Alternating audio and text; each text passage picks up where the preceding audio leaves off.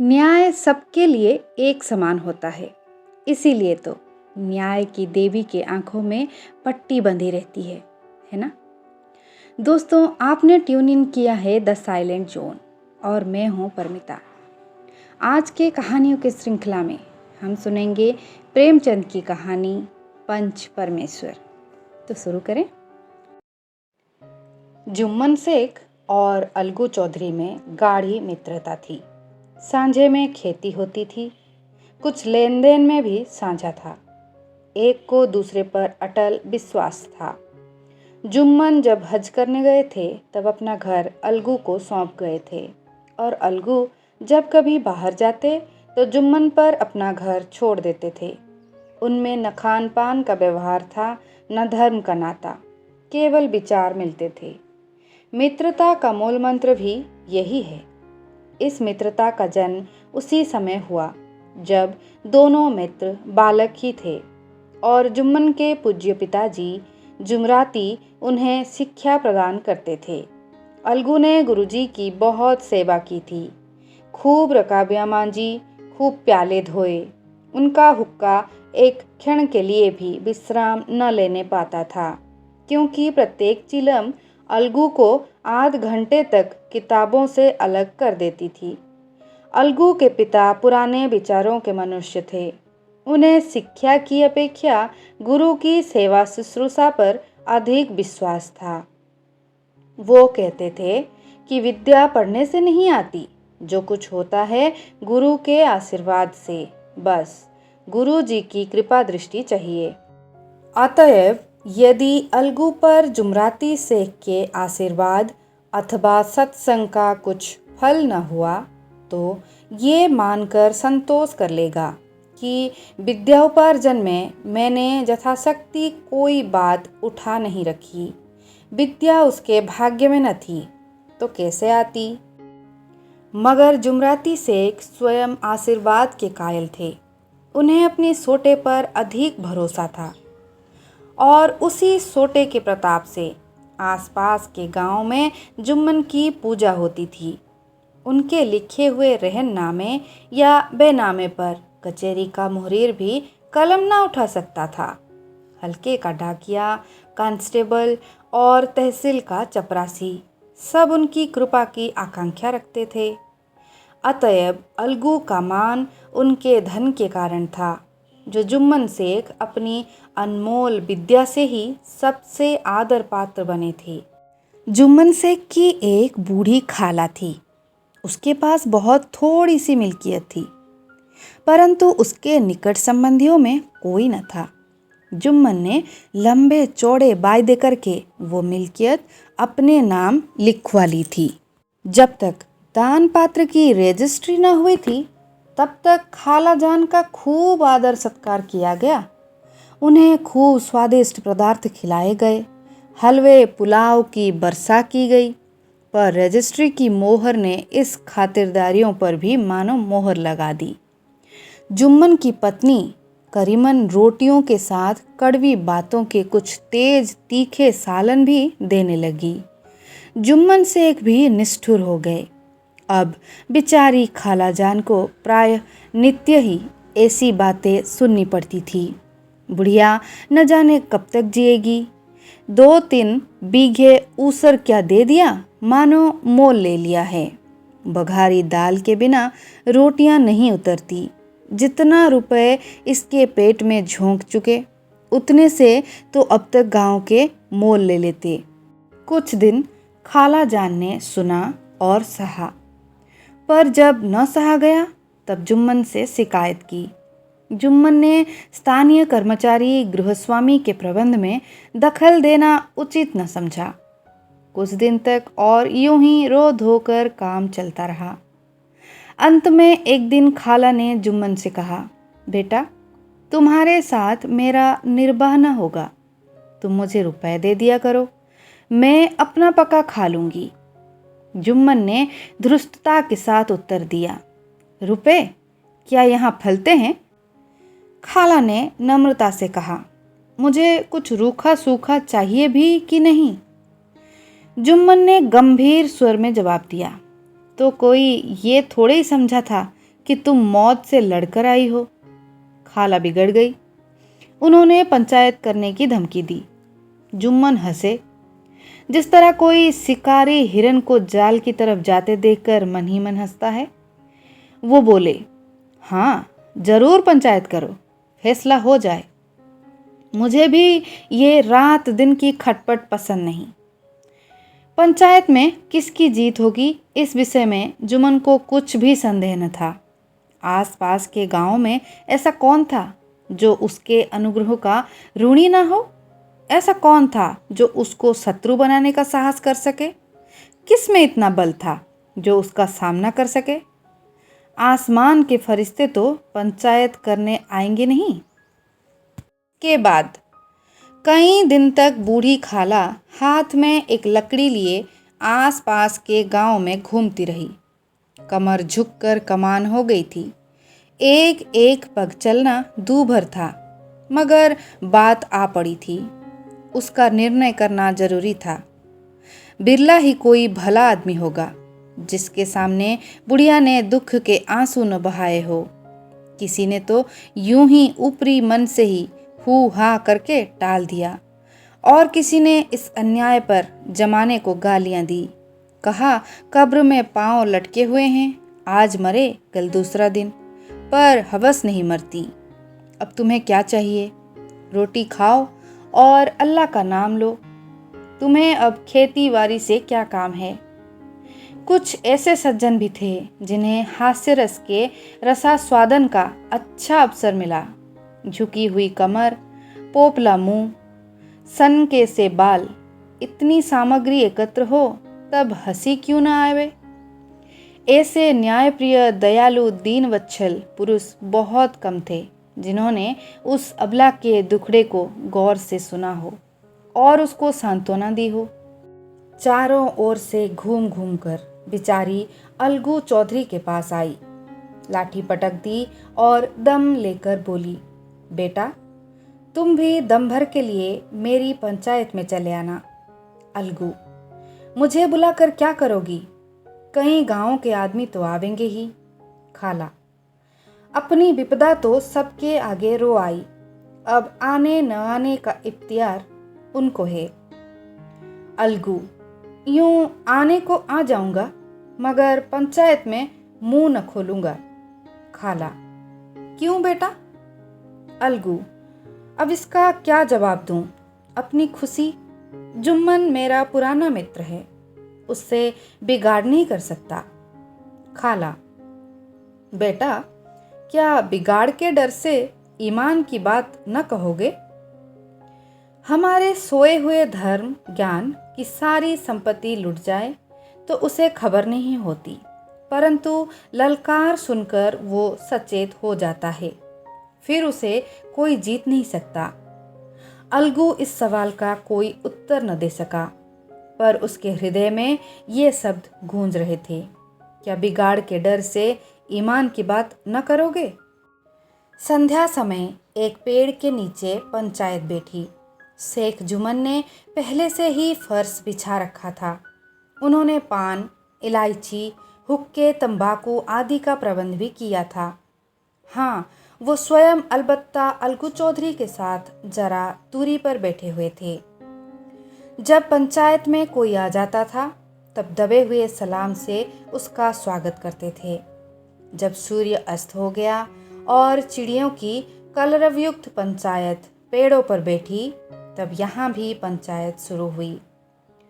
फर्श की एक एक अंगुल जमीन भर गई, पर अधिकांश दर्शक ही थे। निमंत्रित महाशयों में से केवल वे ही लोग पधारे थे जिन्हें जुम्मन से उसकी कोई कसर निकालनी थी। एक कोने में आग सुलग रही थी। नाई ताबड़तोड़ चिलम भर रहा था।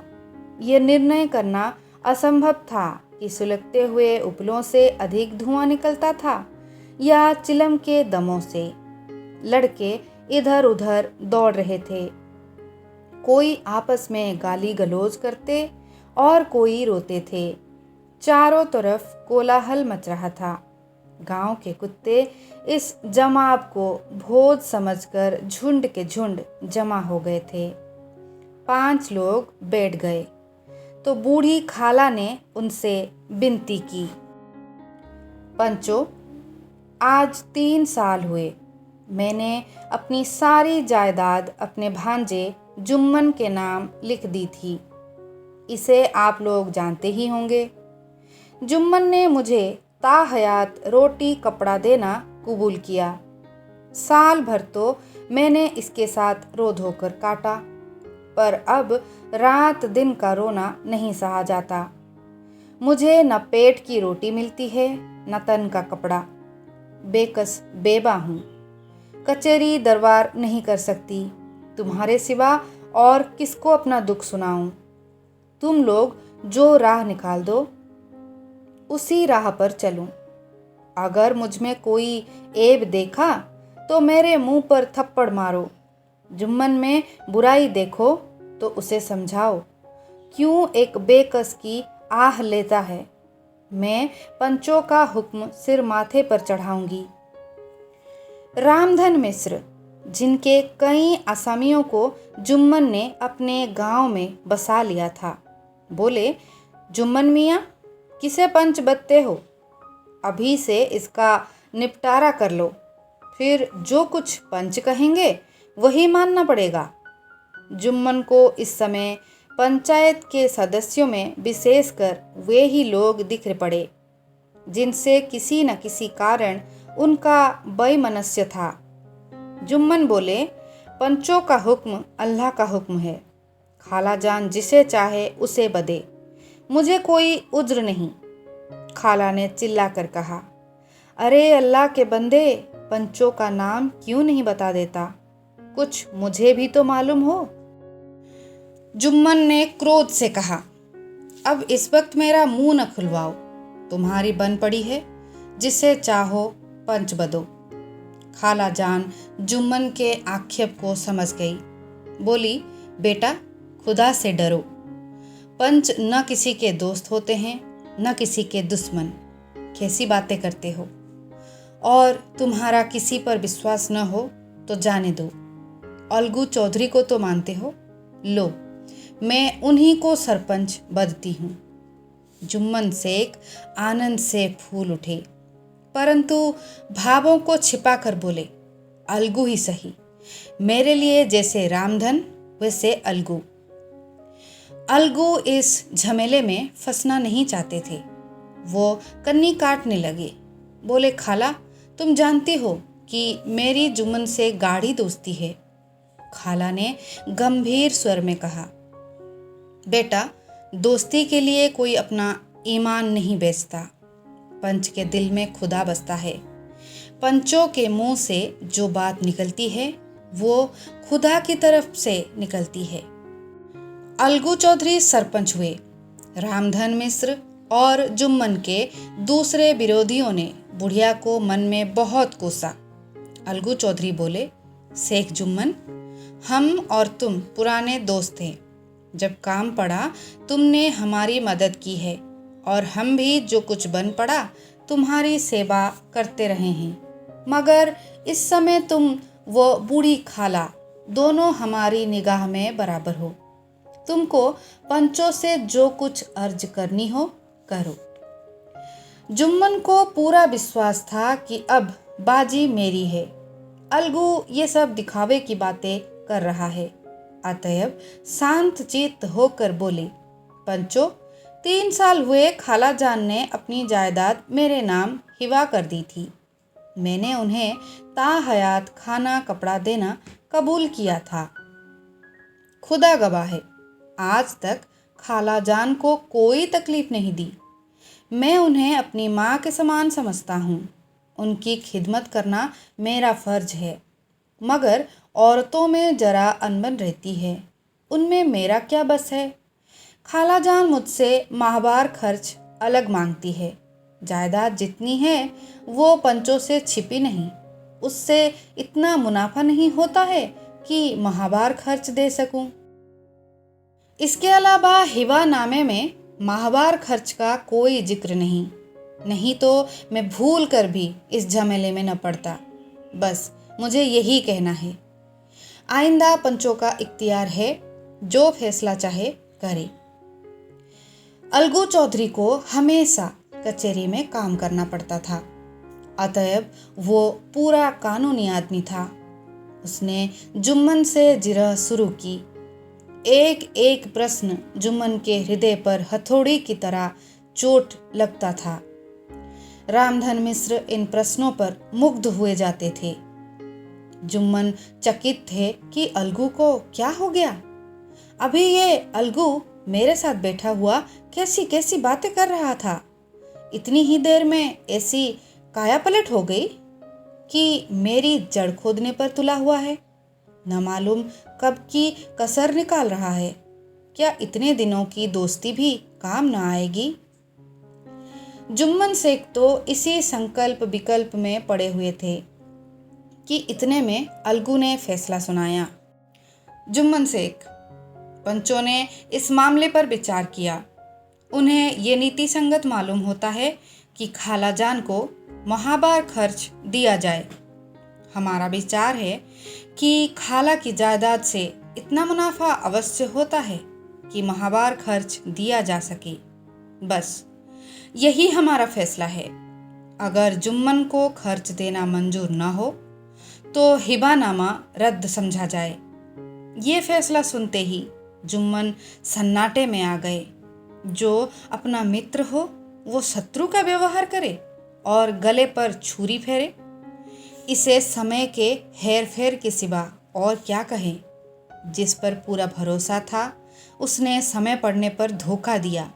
ऐसे ही अवसरों पर झूठे सच्चे मित्रों की परीक्षा की जाती है। यही कलयुग की दोस्ती है।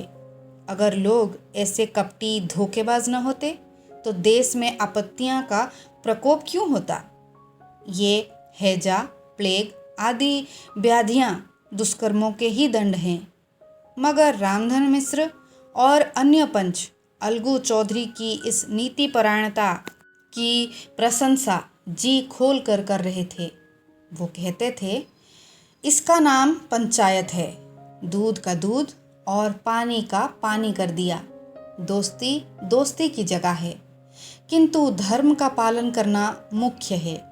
ऐसे ही सत्यवादियों के बल पर पृथ्वी ठहरी है, नहीं तो वो कब की रसातल को चली जाती। इस फैसले ने अलगू और जुम्मन की दोस्ती की जड़ हिला दी। अब वे साथ साथ बातें करते नहीं दिखाई देते थे।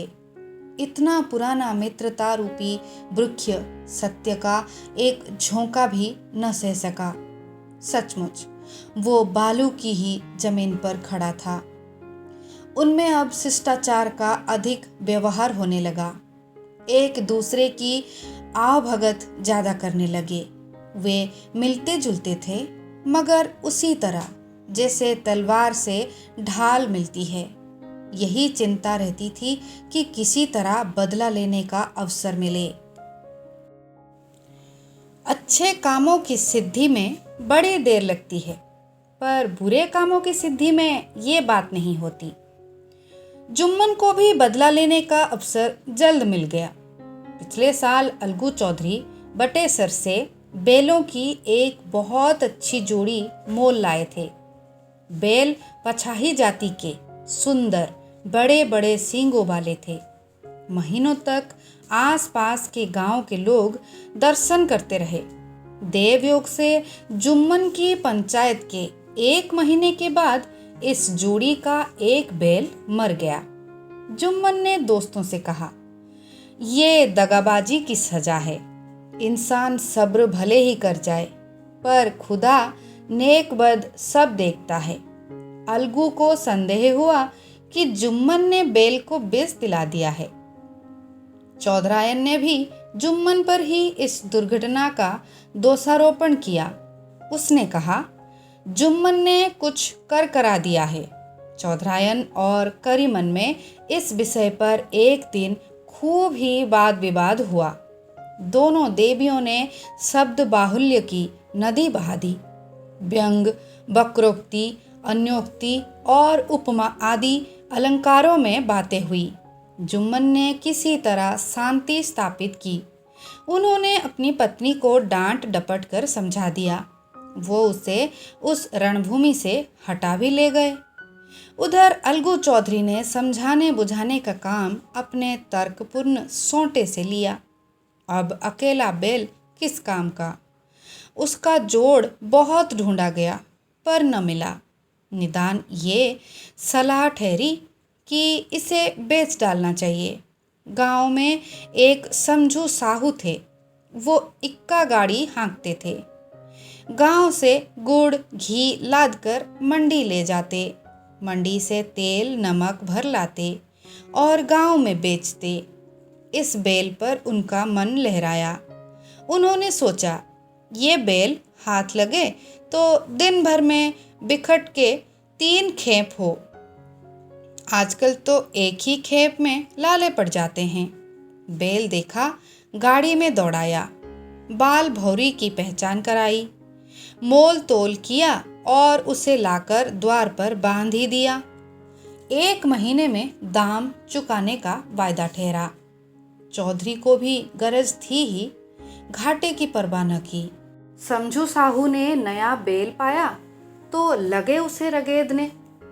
वो दिन में 3-3 4-4 खेपे करने लगे। न चारे की फिक्र थी न पानी की, बस खेपों से काम था।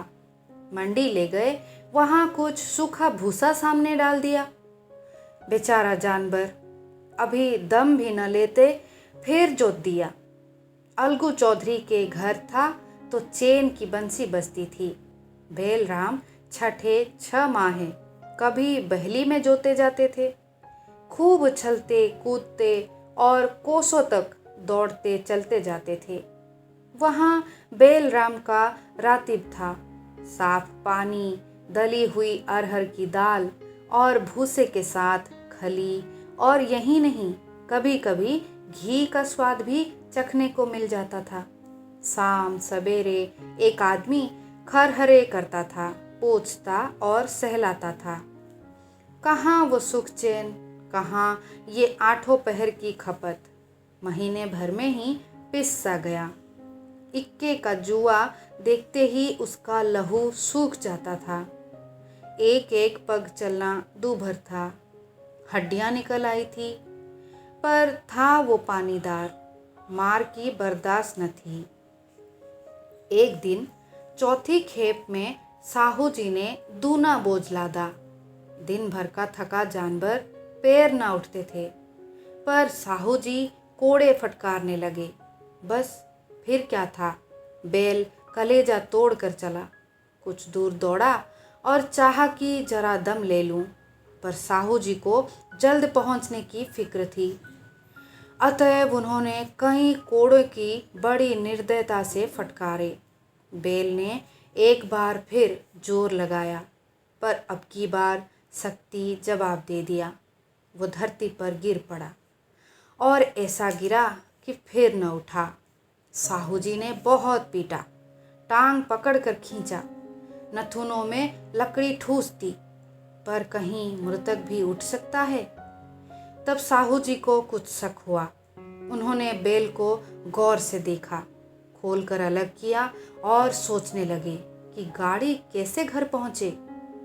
बहुत चीखे चिल्लाए, पर देहात का रास्ता बच्चों की आंख की तरह सांझ होते ही बंद हो जाता है। कोई नजर न आया।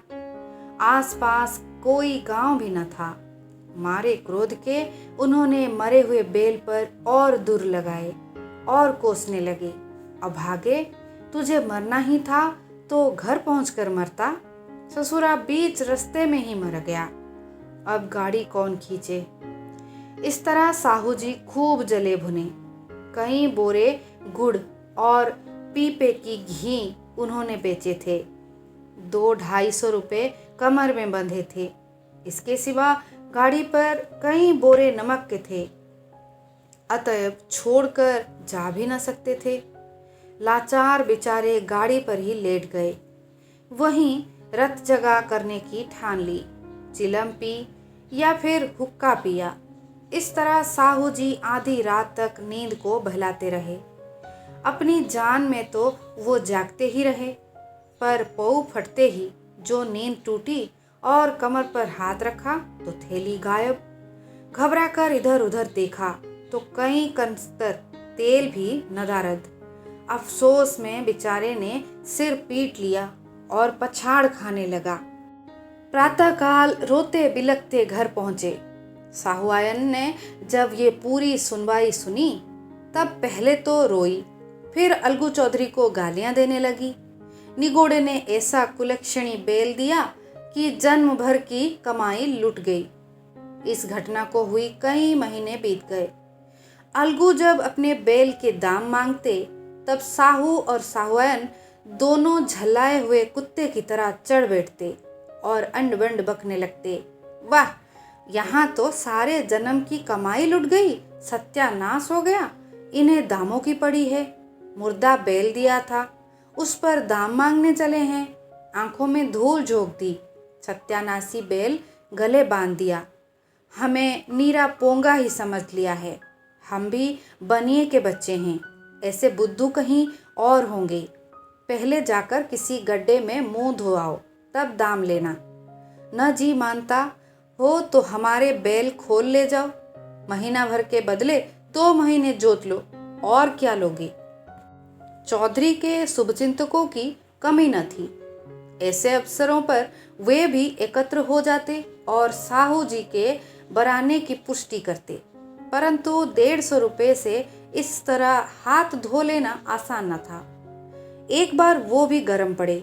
साहू जी बिगड़कर लाठी ढूंढने घर चले गए। अब साहुआयन ने मैदान लिया। प्रश्नोत्तर होते होते हाथापाई की नौबत आ पहुंची। साहुआयन ने घर में घुसकर किवाड़ बंद कर लिया। शोरगुल सुनकर गांव के भले मानुस जमा हो गए। उन्होंने दोनों को समझाया, साहू जी को दिलासा देकर घर से निकाला। वो परामर्श देने लगे कि इस तरह से काम न चलेगा, पंचायत कर लो, जो कुछ तय हो जाए उसे स्वीकार कर लो। साहू जी राजी हो गए। अलगू ने भी हामी भर ली। पंचायत की तैयारियां होने लगी। दोनों पक्षों में अपने अपने दल बनाने शुरू कर दिए। इसके बाद तीसरे दिन उसी वृक्ष के नीचे पंचायत बैठी। वही संध्या का समय था। खेतों में कौवे पंचायत कर रहे थे। विवादग्रस्त विषय ये था कि मटर की फलियों पर उनका कोई स्वत्व है या नहीं, और जब तक ये प्रश्न हल न हो जाए तब तक वे रखवाले की पुकार पर अपनी अप्रसन्नता प्रकट करना आवश्यक समझते थे। पेड़ की डालियों पर बैठी सुकमंडली में प्रश्न छिड़ा हुआ था कि मनुष्य को उन्हें बेमुरब्बत कहने की क्या अधिकार है, जब उन्हें स्वयं अपने मित्रों से दगा करने में भी संकोच नहीं होता। पंचायत बैठ गई तो रामधन मिश्र ने कहा, अब देरी क्या है, पंचों का चुनाव हो जाना चाहिए। बोलो चौधरी, किस किस को पंच बदते हो। अलगू ने दीन भाव से कहा, समझू साहू ही चुन ले। समझू खड़े हुए और कड़क कर बोले, मेरी ओर से जुम्मन शेख। जुम्मन का नाम सुनते ही अलगू चौधरी का कलेजा धक धक करने लगा, मानो किसी ने अचानक थप्पड़ मार दिया हो। रामधन अलगू के मित्र थे। वो बात को ताड़ गए। पूछा, क्यों चौधरी, तुम्हें कोई उज्र तो नहीं। चौधरी ने निराश होकर कहा, नहीं, मुझे क्या उज्र होगा। अपनी उत्तरदायित्व का ज्ञान बहुधा हमारे संकुचित व्यवहारों का सुधारक होता है। जब वो राह भूलकर भटकने लगते हैं तब यही ज्ञान हमारा विश्वसनीय पथ प्रदर्शक बन जाता है। पत्र संपादक अपनी शांति कुटी में बैठा हुआ कितनी धृष्टता से और स्वतंत्रता के साथ अपनी प्रबल लेखनी से मंत्रिमंडल पर आक्रमण करता है, परंतु ऐसे अवसर आते हैं जब वो स्वयं मंत्रिमंडल में सम्मिलित होता है। मंडल के भवन में पग धरते ही उसकी लेखनी कितनी मर्मज्ञ, कितनी विचारशील, कितनी न्यायपरायण हो जाती है। इसको उत्तरदायित्व का ज्ञान है। नवयुवक युवावस्था में कितना उद्दंड रहता है। माता पिता उसकी ओर से कितने चिंतित रहते हैं। वे उसे कुल कलंक समझते हैं, परंतु थोड़े ही समय में परिवार का बोझ सिर पर पड़ते ही वो अव्यवस्थित चित्त उन्मुक्त युवक कितना धैर्यशील, कैसा शांतिचित्त हो जाता है। यही भी उत्तरदायित्व के ज्ञान का फल है। जुम्मन शेख के मन में भी सरपंच का उच्च स्थान ग्रहण करते ही अपनी जिम्मेदारी का भाव पैदा हुआ। उसने सोचा, मैं इस वक्त न्याय और धर्म के सर्वोच्च आसन पर बैठा हूँ। मेरे मुंह से इस समय जो कुछ निकलेगा वो देववाणी के सदृश है, और देववाणी में मेरे मानव विकारों का कदापि समावेश न होना चाहिए। मुझे सत्य से जौ भर भी टलना उचित नहीं। पंचों ने दोनों पक्षों से सवाल जवाब करने शुरू किए। बहुत देर तक दोनों दल अपने अपने पक्ष का समर्थन करते रहे। इस विषय में तो सब सहमत थे कि समझू को बैल का मूल्य देना चाहिए, परंतु दो महाशय इस कारण रियायत करना चाहते थे कि बैल के मर जाने से समझू को हानि हुई। इसके प्रतिकूल दो सभ्य मूल्य के अतिरिक्त समझू को दंड भी देना चाहते थे, जिससे फिर किसी को पशुओं के साथ ऐसी निर्दयता करने का साहस न हो। अंत में जुम्मन ने फैसला सुनाया, अलगू चौधरी और समझू साहू, पंचों ने तुम्हारे मामले पर अच्छी तरह विचार किया। समझू के लिए उचित है कि बैल का पूरा दाम दे। जिस वक्त उन्होंने बैल लिया उसे कोई बीमारी न थी। अगर उसी समय दाम दिए होते तो आज समझू उसे फेर लेने का आग्रह न करते। बैल की मृत्यु केवल इस कारण हुई कि उससे बड़ा कठिन परिश्रम लिया गया और उसके दाने चारे का कोई अच्छा प्रबंध न किया गया। रामधन मिश्र बोले, समझू ने बैल को जानबूझकर मारा है, अतएव उससे दंड लेना चाहिए। जुम्मन बोले, ये दूसरा सवाल है, हमको इससे कोई मतलब नहीं। झगड़ू साहू ने कहा, समझू के साथ कुछ रियायत होनी चाहिए। जुम्मन बोले, ये अलगू चौधरी की इच्छा पर निर्भर है, वो रियायत करे तो उनकी भलमनसी। अलगू चौधरी फूले न समाये, उठ खड़े हुए और जोर से बोले, पंच परमेश्वर की जय। इसके साथ ही चारों ओर से प्रतिध्वनि हुई, पंच परमेश्वर की जय। प्रत्येक मनुष्य जुम्मन की नीति को सराहता था। इसे कहते हैं न्याय। ये मनुष्य का काम नहीं, पंच में परमेश्वर वास करते हैं। ये उन्हीं की महिमा है। पंच के सामने खोटे को कौन खरा कह सकता है। थोड़ी देर बाद जुम्मन अलगू के पास आए और उनके गले लिपट कर बोले, भैया, जब से तुमने मेरी पंचायत की तब से मैं तुम्हारा प्राणघातक शत्रु बन गया था, पर आज मुझे ज्ञात हुआ कि पंच के पद पर बैठकर ना कोई किसी का दोस्त होता है ना दुश्मन। न्याय के सिवा और कुछ नहीं सूझता। आज मुझे विश्वास हो गया कि पंच की जुबान से खुदा बोलता है। अलगू रोने लगा। इस पानी से दोनों के दिलों का मेल धुल गया। मित्रता की मुरझाती हुई लता फिर हरी हो गई। कहानी समाप्त हुई। दोस्तों, कहानी कैसी लगी? इस कहानी के बारे में आप क्या सोचते हैं? हमारे साथ ज़रूर साझा करें। मैं फिर मिलूंगी आपसे यहीं। विदाई। जय जगन्नाथ।